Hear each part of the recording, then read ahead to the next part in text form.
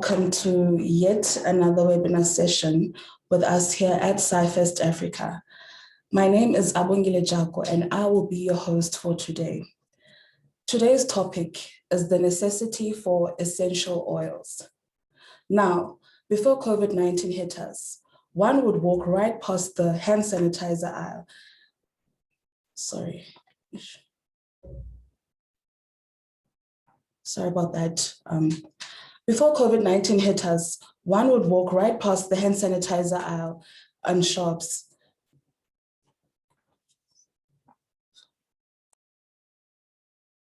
Sorry about that.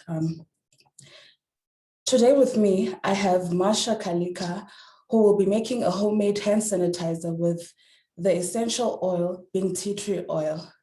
Marsha Kalika is a Chief Education Officer for Outreach at the KZN Museum in KwaZulu Natal. She holds a BSc degree in Environmental Science and Geography from Rhodes University. Marsha also holds an Honours Degree in Environmental Management from the University of South Africa. Marsha is passionate about science engagement and promoting science communication. Marsha is also passionate about uplifting learners and community-based education. Now, before I hand over to Marsha, if you have any questions and answers, please leave them in the comments section on the Q&A section. And if you are live on Facebook, please leave them in the comments section. Now, please help me welcome Marsha Kalika.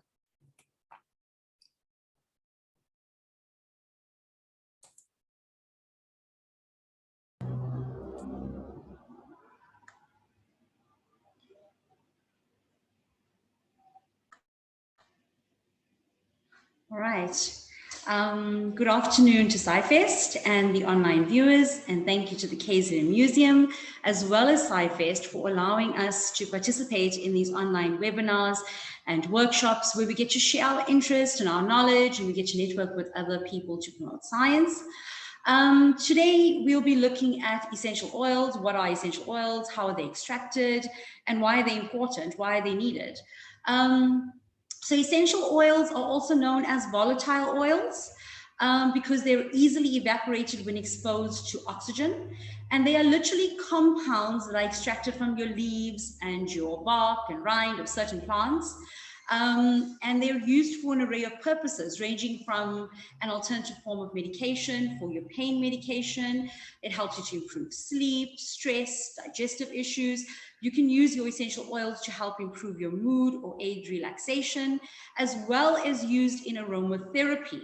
Now, aromatherapy is also known as essential oil therapy, and it employs the use of essential oils to improve the overall health of the body, mind, and spirit by targeting your skin or your sense of smell through the use of inhalers or creams, diffusers, lotions, bath salts, which I'm sure you've all seen on shelves.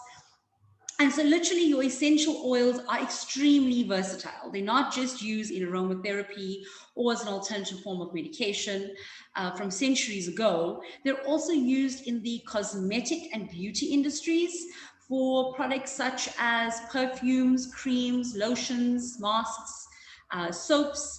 And some of these essential oils include lavender. So if you use lavender, you could literally relieve your stress. You could assist with the healing of broken down tissue. If you wanted to relieve your headache or aid digestion or your mood, you probably could use some lemon essential oil. If you wanted to boost your energy levels, you could use peppermint essential oil. And then there's rose, which also improves your mood and aids relaxation. And my personal favorite, as Abongile mentioned, is our tea tree oil. And the reason I love tea tree oil is because it has so many brilliant properties, but at the same time, it's so versatile. You could use it as an antiseptic for cuts and scrapes. It assists with wound healing. It clears acne. It can be used in cosmetics and beauty care products, as well as household care products. And it can act as an insect repellent. Not to mention, it's known for killing viruses, bacteria, as well. And so your essential oils will primarily enter your body through 3 routes. That would be topical application, so in other words, through the skin, or inhalation or ingestion. And once you rub it onto your skin or apply it onto your skin and it's absorbed, the chemicals that are in the essential oil will then interact with the body. If you choose to inhale the vapors of the essential oil, then that would stimulate your brain, which will affect the emotions, or it will start to affect your behavior so that you get that desired effect.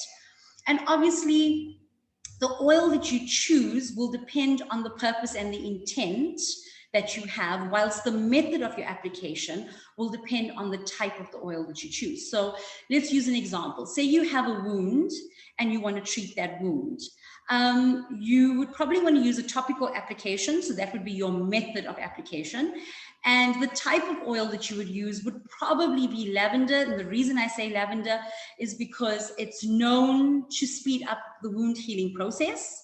It's known to help repair damaged skin tissue. And it's a little more softer. If you wanted to relieve a bit of stress, you could inhale some lavender oil to reduce your anxiety levels, or you could simply apply some to your temples, which is a key pressure point. And yes, there are a lot of essential oils that can be applied directly to the skin. So we call that neat application. However, a rule of thumb is you would want to dilute your essential oil, because that would reduce allergies. It would also reduce skin irritation. And you can literally dilute them using carrier oils. So you've got your almond oil, you've got olive oils, there's coconut oils, grapeseed oils, olive oil, which is extremely effective, also cost effective. So you could use a different range of oil as carrier oils. If you wanted to create a safe application, you would then make sure that the concentration of that solution is no greater than 5%. So in other words, I would probably dilute 3 drops of essential oil to a teaspoon of a carrier oil, and that would give you like a 3% solution. Or if you wanted to massage that oil on a larger part of your body, you could then dilute 1 drop of essential oil to a teaspoon of carrier oil, and that would create a 1% solution, which would be pretty safe. And so obviously essential oils, like we said, are extremely versatile. So how would we then extract these?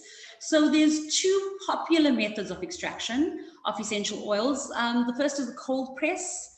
It's really a mechanical process where you can press or bruise your plant matter to extract or release those oils from the plant, as opposed to steam distillation. Now, steam distillation is a process that is more commercialized. So it's probably the more used method.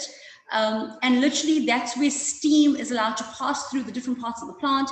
And while it does that, it extracts the compounds from the plant matter. And then the oils that are extracted are either sold as the pure essential oils, which you buy on the shelf, and obviously they're very expensive, or they could be diluted in a carrier oil or lotion or soap, and then it's sold as a mixture, which we would purchase from the store.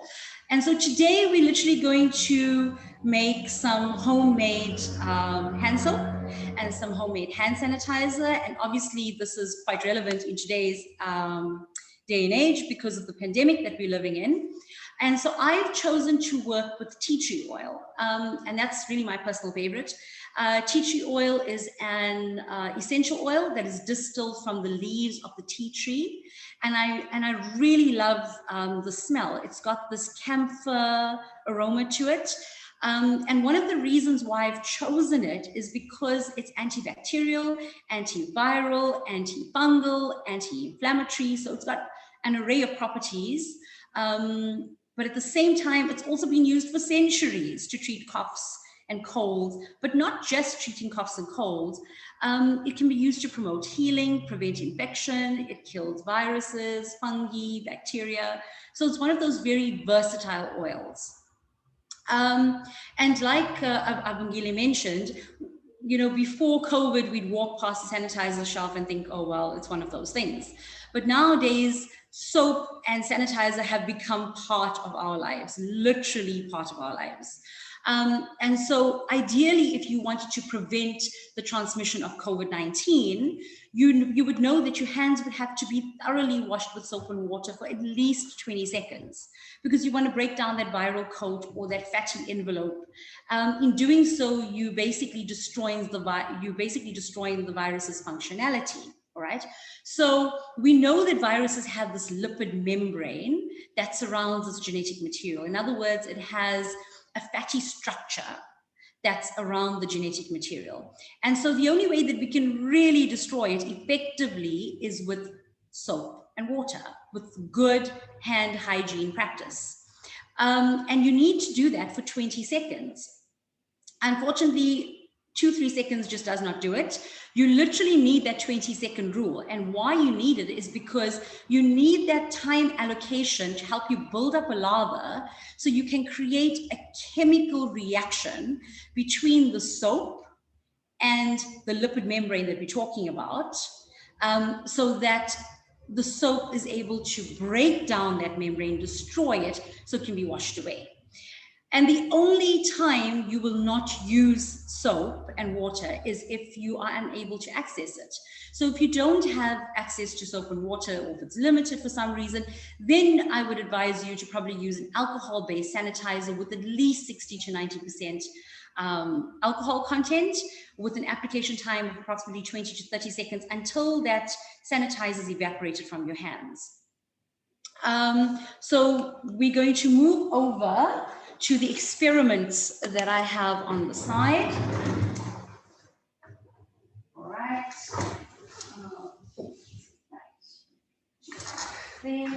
All right, so before we start with the experiments that I have on my table, we're just going to talk a little bit about soap. All right, so what is soap? So literally soap, the reason we're going to use soap is because it's a molecule that is soluble in water, but at the same time, it is able to emulsify fats. In other words, able to break down fats or oil or grease or greasy substances. So a soap molecule is made up of two ends. You have a hydrophilic end that attracts and bonds to your water, and then you have a hydrophobic end that attracts and bonds to your fats and your oils. So I've got an experiment here, and this experiment is what we call an emulsion experiment. So what we've got is 3 jars, and the first jar has got some liquid, and this is literally water. And then here in the second jar, I've got what we call immiscible liquids. All right, now immiscible liquids are literally liquids that don't mix. So you can see I've got some oil that's sitting on the top of water. Right, so oil and water don't mix. So here's a jar with immiscible liquids. And then my third jar is showing the emulsion. So literally, I'm going to show you how we can use soap to break down that fatty lipid layer or fatty oils or greases. Right, so we've literally got our jar with some water in it. And then I'm just going to take some oil and just pour some oil in there to create the immiscible liquid, all right, which we see here. Remember, immiscible liquids don't mix, all right? And then I'm going to take some hand soap, which is what I made, and literally put it into the jar, all right, of immiscible liquids. Okay. And you'll see that as I start to put that soap in, the oil starts to actually mix with the water, all right? So you're going to add a good lot of soap in there. And then I'm just going to use a tablespoon to mix that together.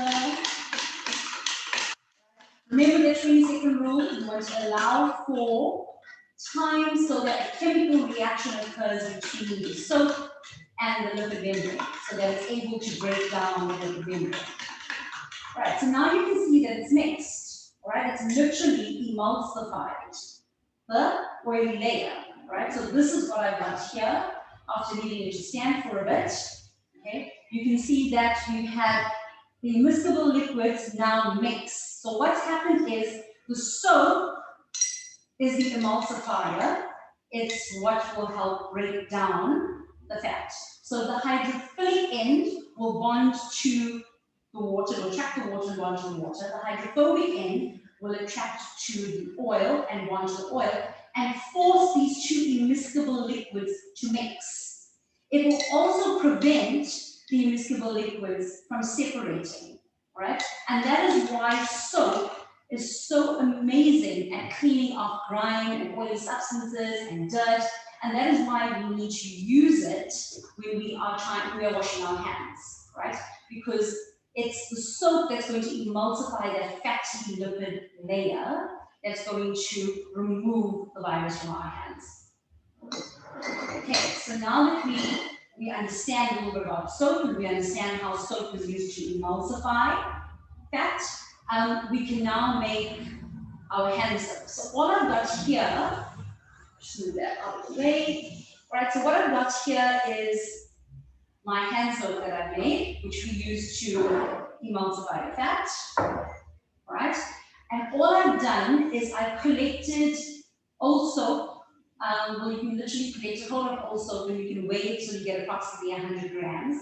And then when it's dry, you're going to start to grate it down so that you grate it into flakes so that they're nice and dry. Or alternatively, you can use a full bar of soap and literally grate it down into flakes. And so what I've done is after I've grated down the soap, I've added 2 cups of water to a bowl. And I've added the flakes into that bowl, and I let it sit for an hour. And the reason I did that is because I wanted the soap to start to dissolve a bit. And then after an hour, I added the contents of that bowl to a pot, and I placed it on a stove top on low heat for approximately 10 minutes, and I just let it reach boiling point. And then after 10 minutes, I took it off and I let it cool. And after 15 minutes or so is when I added this amazing secret ingredient called glycerine. Now, glycerine is so common to all of us, but why I call it the secret ingredient is because firstly, glycerine is going to add that texture to the base. It's also going to soften the base. But secondly and thirdly, glycerine is a humectant. In other words, glycerine has the ability to retain moisture in your hand or in your hands, and it also slows down the evaporation of moisture from your skin. It is also known as an emollient. In other words, it has the ability to soften your hand and smoothen your skin, right? So glycerine is excellent to use, right? Just 2 tablespoons of glycerine in a fairly cool mixture, and you're able to create that soap, right? And you want to use the glycerine because it's going to create that nice base. It's going to add some texture, but it's a humectant because it's going to retain moisture in your skin, and it's also an emollient, meaning it's going to soften your skin, right? And then I added my famous tea tree oil, the essential oil that I was telling you about. And the reason I added that is because I liked the aroma, the camphor aroma, but also because of those properties. When we said it's antiviral, antibacterial, antifungal, anti-inflammatory. So I literally added approximately 15 drops of the tea tree oil to the mixture, and I covered the mixture and left it overnight to cool and just sit. And the next day I gave it a bit of a stir, and then I decanted it into a clean bottle. And so here is my hand soap. And this hand soap can be kept for approximately 6 months, right? Remember the 20-second rule. You apply it into your hand, make sure you lubricate your hand properly, make sure you rub it and you massage it and you lather it for 20 minutes so that you get that chemical reaction between the soap, which is the emulsifier, and the lipid membrane, right? And then moving on, I've got the hand sanitizer. So remember, when you don't have access to soap and water, which is your first protocol, then you would look for a hand sanitizer, a nice alcohol-based hand sanitizer. So just move this out of the way. All right, so what I've got here is literally all the ingredients that I use for the hand sanitizer. So what I've got is isopropanol. Now, isopropanol is a colorless and highly flammable alcohol. It's also known as isopropyl, or IPA, and it's commonly used in household detergents or the cosmetic industry, or it can be used as an antiseptic, but it's not really dangerous to the skin. However, it is twice as toxic as ethanol. And so I've chosen to use 99% strength of isopropanol. And the reason I've done it is because when I add my aloe and my tea tree oil, I still want to make sure that my sanitizer is effective. In other words, it still needs to have an alcohol content of 60 to 70%, so that it's able to kill the virus. So the reason I really wanted to go with isopropanol is that it's readily absorbed into the skin and it's effective at killing viruses and bacteria.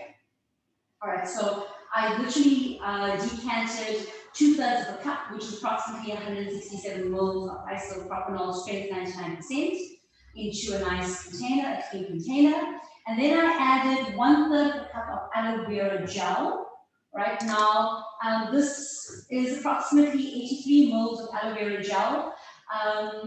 And I literally added that to the alcohol. And the reason I added the gel is to stabilize the sanitizer. That was the first reason, because I used such a high strength of alcohol. So I wanted to stabilize the sanitizer. But secondly, the aloe vera is going to counteract the effects of the alcohol. So alcohol is known to dry out your hands. So the aloe vera will then keep your hands soft and supple and just provide some nourishment to your skin. And then I added some tea tree oil. So I added about 15 drops of tea tree oil. And then I literally had to use a whisk to vigorously whisk the ingredients into a homogeneous mixture. So you can't just mix your ingredients together. You literally need to vigorously whisk it together. And you find that when you start to whisk it, you may have some residue that starts to form, and that's because you're not using pure aloe. You're not using the pure aloe pulp. You are using aloe that's purchased in a shop that obviously has other ingredients added to it. So you would want to then use some cheesecloth or muslin or a cone strainer just to strain out that residue before you decant it into your bottles. And so literally I then took some isopropanol again, sprayed it into a bottle, allowed it to evaporate so that the bottle was sanitized, and then I put it into my sanitizer. And so here I have the sanitizer, right? So now this, although it's got 99% of isopropanol in it, it's got the aloe vera, which is stabilizing the isopropanol. And the aloe vera is going to allow for the isopropanol to stay into the skin for a little bit longer, but at the same time, it's also going to soften the skin, add some moisture to it, and the tea tree oil adds that amazing aroma, that camphor aroma to it, but it's also got those properties which we so want, which is antibacterial, antifungal, anti-inflammatory, right? So we use the tea tree oil. Whisk it together, then we've got a great hand sanitizer. All right, so literally you can then put your sanitizer into your bottle, and you can keep this in a cool place, because remember that sanitizer is highly flammable.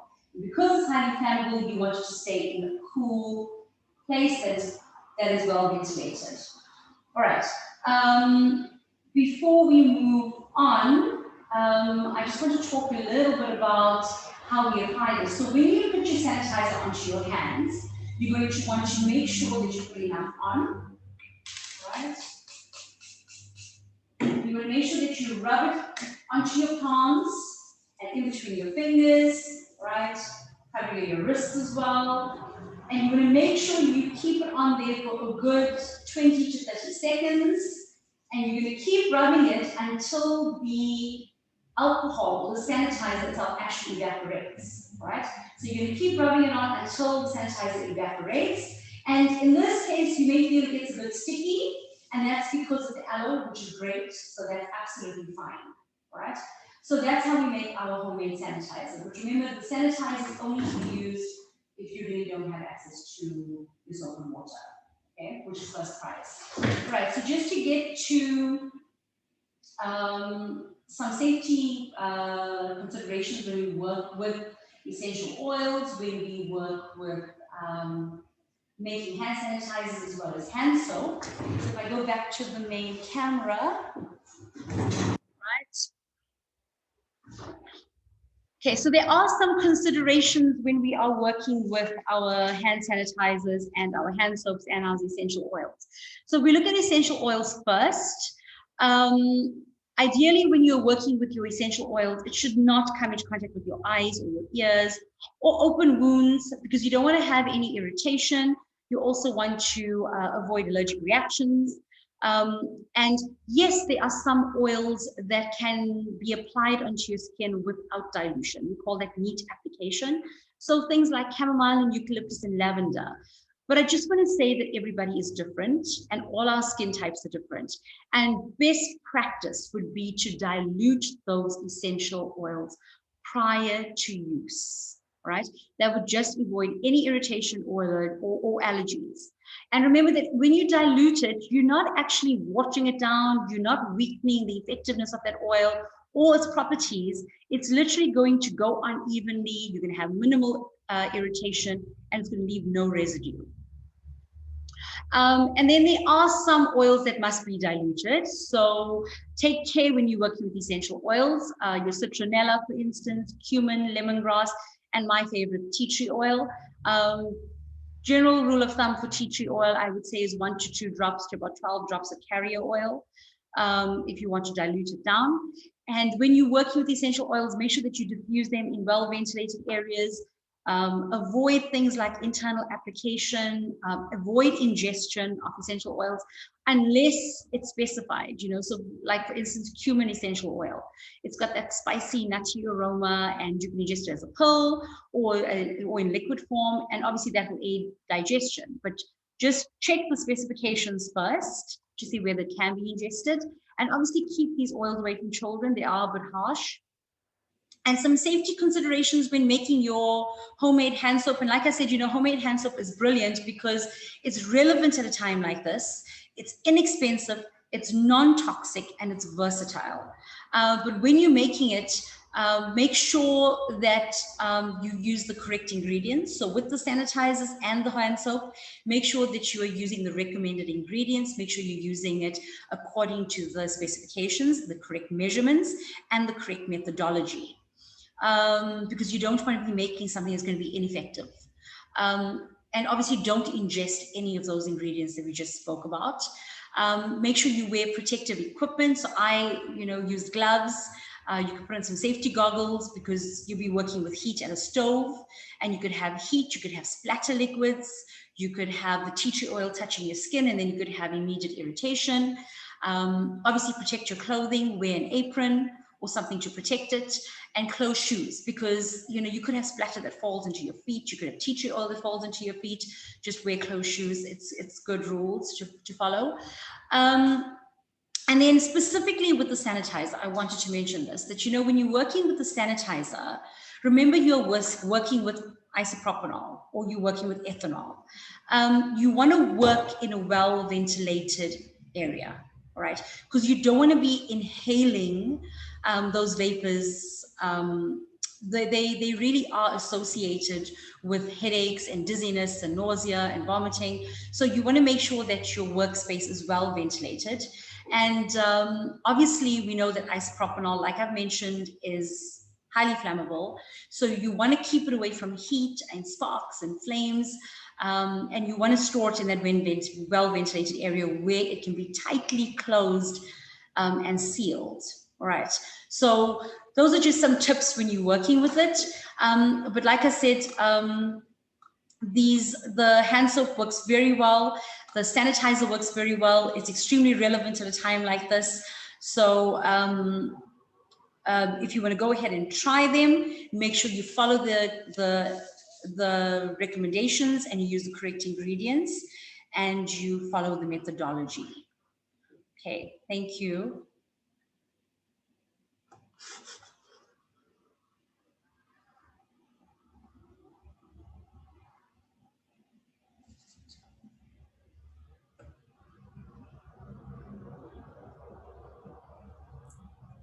Thank you, Marsha.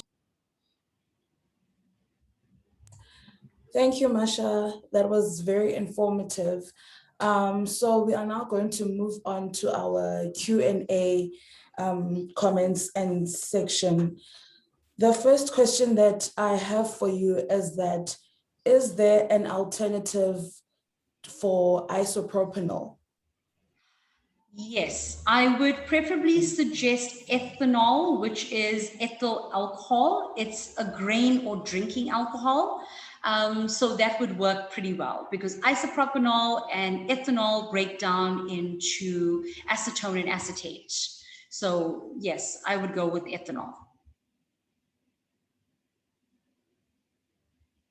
Oh, okay. And are these products that are used for making these soaps and hand sanitizers safe for consumption for pregnant people? Look, I think with pregnancy, you would want to just be very careful. I mean, the hand soaps, yes, you can go ahead and you're literally just using old soap and using glycerine, and that shouldn't be much of an issue. But in terms of alcohol, I would be very cautious as to how much of sanitizer I use, because remember, that is metabolized by the liver, and so there could be a risk involved. Oh, okay. And how could I possibly thicken my hand soap to the desirable consistency? Okay, so if you wanted to thicken your hand soap, and this is sometimes a problem, the hand soap is either too thick or it's too thin. So if you want to thicken it, I would suggest going with something that is inexpensive and readily available, something like table salt. So you're looking at sodium chloride or any of those sodium salts like sodium borate, sodium carbonate, sodium citrate, any of those things. But your sodium chloride works very well. So what you would do is you would try and make a salt water solution, and your salt to water ratio would be 1:2. So in other words, 1 part of salt to 2 parts of water, and preferably some hot water so your salt dissolves in it.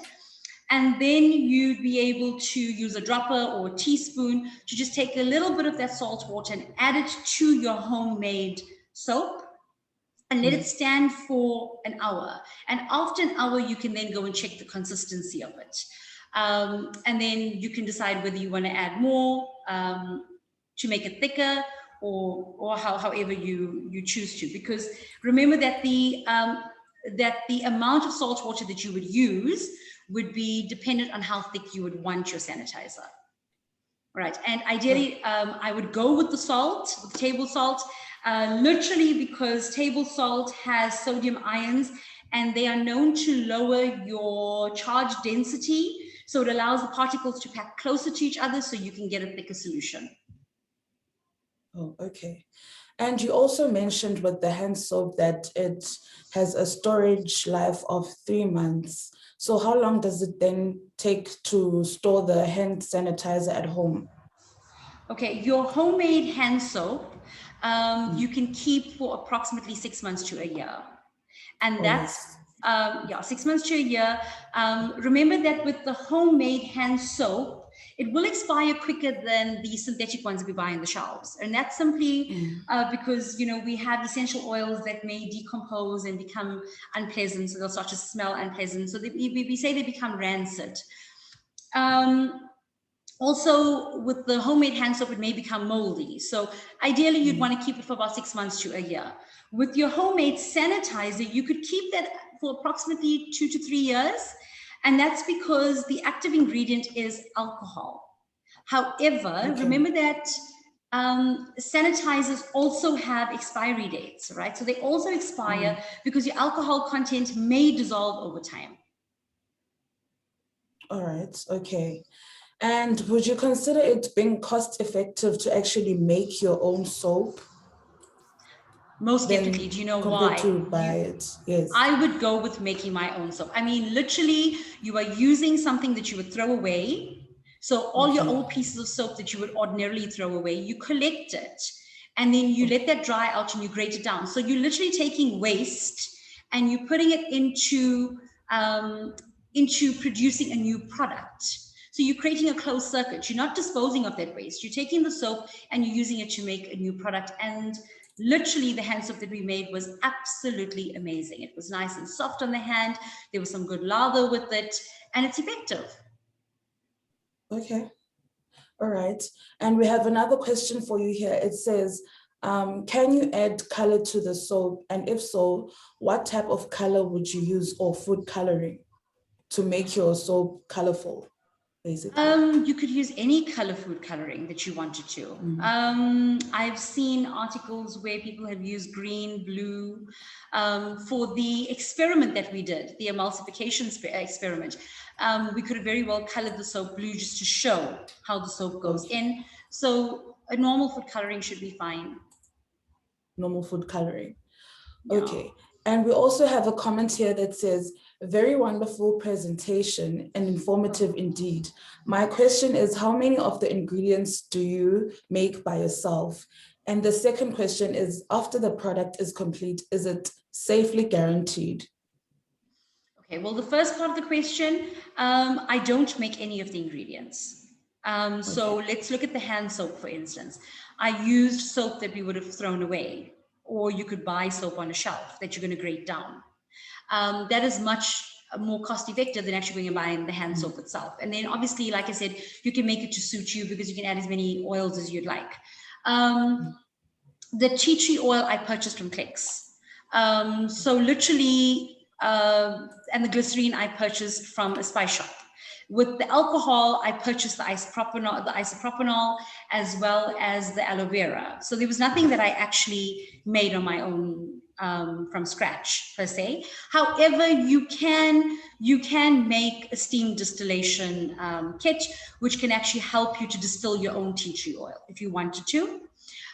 So that is very possible. When I say guaranteed, I have to be honest, I did a lot of research around the timing of soap for reactions to take place, so that the emulsifier, which is the soap, is able to emulsify and break down the actual lipid membrane, and that is 20 seconds, and that's not something that I came up with. It's pretty standard. You can read it anywhere. So when I decided to make the soap and the sanitizer, I did a large amount of research, an extensive set of research. I also looked at the CDC, and I looked at the FDA, and I looked at all of those regulations. And that was one of the reasons why I didn't go with the 70% alcohol. Because, as much as 70% would be wonderful, because it sits on your skin for a little bit longer, you then have to alter your proportion of aloe vera and tea tree oil to make sure that that sanitizer is still effective. Because at the end of the day, that sanitizer still has to have a 60 to 70% alcohol content. So the way I see it, if you follow the recommendations, like I said, the ingredients and the recommendations of using 99% isopropanol, and you literally use that 1/3 cup of aloe vera, and a few drops of tea tree oil, you're going to bring that alcohol, that sanitizer, to a place where it still is effective, because it's going to have 60 to 70% of alcohol in it. So it's able to kill those, well, basically break down that virus and bacteria. So that means we wouldn't be able to use consumable vodka to substitute for the alcohol in case where you don't have alcohol available. To be very honest, I wouldn't suggest that you would use, ethanol is consumable vodka, but I wouldn't use your vodka from the shelves. That's because it doesn't contain a high enough percentage to be effective against the virus. I think your vodka on the shelf is like 40 or 43% or something like that. Yeah. So that's not going to be effective. You want to have at least 60 to 70% in there. Okay. And we have someone here saying it's a lovely presentation indeed and very informative. And I look forward to making my own soap. Sounds like fun activity for kids. Excellent. Please let us know how it works out. Please do. And we also have someone here saying, why do you think the hand sanitizer at shops, etc., have such a weird smell? And it makes me think it's of inferior quality, maybe. Well, I wouldn't know what they're using, but I'm sure if they're selling it in a shop on a shelf, it's got isopropanol, which is ideally what you should use, or ethanol. Mm. Maybe they haven't added a scent to it. Like I said, if you actually go and make the one that I've suggested or recommended, you then get to alter that aroma or the odor, because you get to choose the essential oil that you want to add. So if you added a nice lemon essential oil to it, it would give it a different fragrance. Like if you smelt the sanitizer, it's a pity that we're doing this online, but if you smelt the sanitizer that I made, it's got a very nice camphor-like smell because of the tea tree oil. So yes, I totally agree. Those sanitizers do smell a bit different. But bear in mind that they're also made for large numbers of people. So when you make something at home, you get to cater to make it the way you would like it to suit you. So you can add an array of essential oils to change the aroma. And that's what this is about, using essential oils. Okay. Okay. I think that's about it. We don't have any further questions for this session for you, Marsha. Can I just say one more thing, which I think is very important? Right. Okay. You know, a while back, there was this whole hype around methanol. Do you recall that? Okay. There was this hype around don't use methanol in your hand sanitizers. Or if you've come across a hand sanitizer that has methanol, please don't use it. And the FDA did warn against that. And one of those reasons was because methanol is commonly known as methyl alcohol, and it's odorless, it's flammable, but it naturally occurs in woods.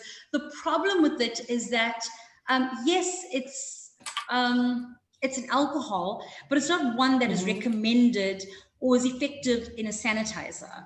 You see, when you use ethanol and isopropanol, like I mentioned earlier, your body is able to metabolize it into acetate or acetone. All right.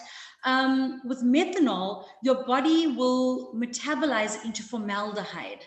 So, in other words, your body will break down methanol into a more toxic substance. All right. And that's really, really dangerous, because then that formaldehyde is further broken down to formic acid, and you don't want that. Formaldehyde has been associated with a whole lot of cancers. It's also been associated with fatality. So the idea is to stay away from methanol in terms of a hand sanitizer. Okay, noted. Sorry, we have one last question here from Unduduzo Ngubane. Will you be able to assist with training in communities? She is the chairperson of Isikalo Youth Development. I'm sure we could. We do run outreach. So yes, I think this is a nice way to get some science behind you, to also get some skill behind you, and to put the word out there. Because at the end of the day, the communities is where this is needed. It's needed everywhere. And we can give people some skills. Why not? And that's amazing, indeed. Okay. Thank you so much, Marsha. Your session has been very informative, considering that indeed, as you mentioned, that we are within a pandemic and it has really brought us the awareness for cleanliness. I mean, these things we just passed, right? As we mentioned in the beginning, but now they've become a part of our lives. Yeah. That's it. And I think that will be all for today's session, Marsha. Thank you so much for joining us again here at SciFest once again. If you are watching from our live Facebook page, Marsha has previous webinar sessions with us that you can check out on our page at scifest.org.za and on our YouTube channel, which is SciFest Africa. And please like and subscribe to the page to get more information and webinar sessions for upcoming events. And yes, please also like our page on Twitter, where we also update upcoming events and previous events. Yes, thank you very much, Marsha, for joining us today here at SciFest. Sure, my pleasure. All Take right. care. Okay, thank you. Bye. Bye.